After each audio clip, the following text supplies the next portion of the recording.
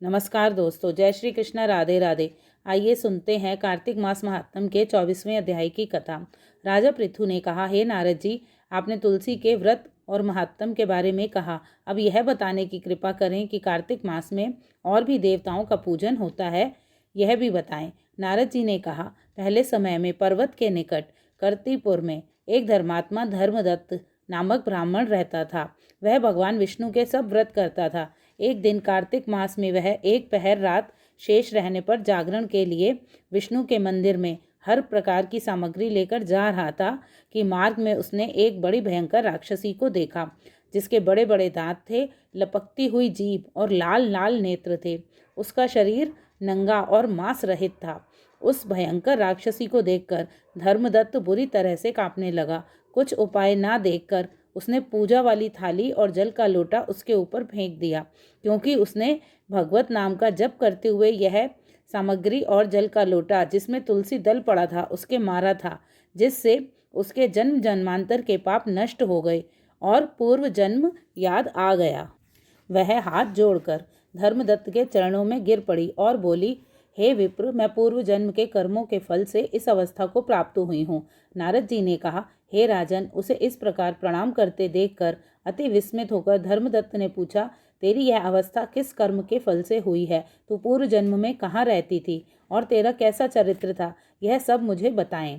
उस राक्षसी ने, जिसका नाम कलहा था, कहा कि हे ब्राह्मण, सौराष्ट्र में भिक्षुक नाम का एक ब्राह्मण रहता था। मैं उसकी पत्नी थी। मेरा स्वभाव बड़ा ही निष्ठुर था।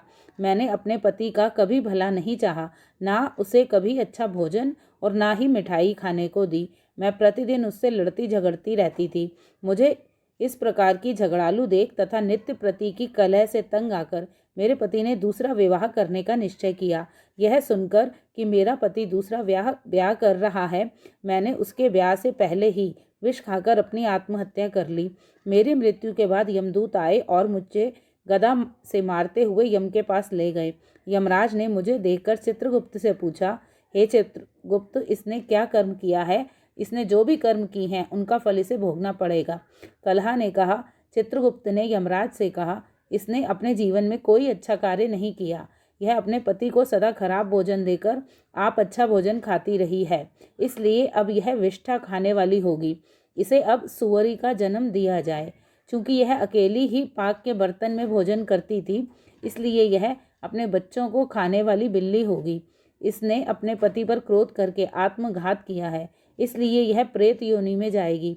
अब आप इसको अपने दूतों द्वारा मरु स्थान में भेज दीजिए। वहां पर यह बहुत दिनों तक प्रेत योनि में रहकर फिर यह पापिन अपनी तीनों योनियों को भोगे।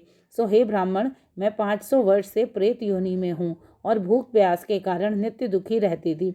एक दिन भूख से तंग आकर मैं एक वैश्य के शरीर में प्रविष्ट हो गई। उसके शरीर द्वारा मैं कृष्णा और बेणी के संगम पर इस देश में आ पहुंची।